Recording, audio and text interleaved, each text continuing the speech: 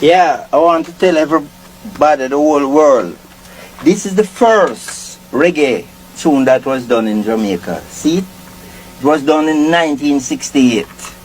Right in Joke Reed Studio. I want to play it and make the whole world hear. Mama don't want Bangerang.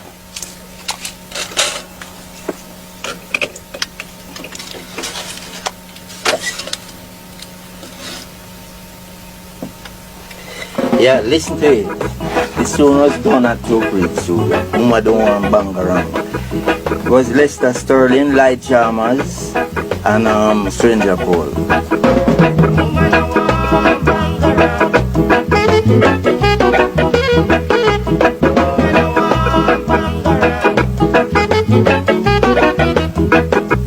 I produced it in 1968 with the Aggravators. Reggae coming from the name Streggae.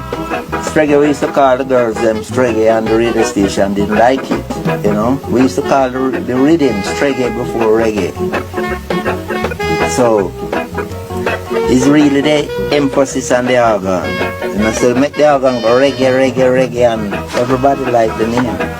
And it become international, and a lot of people saying it's them. The original wax, you know.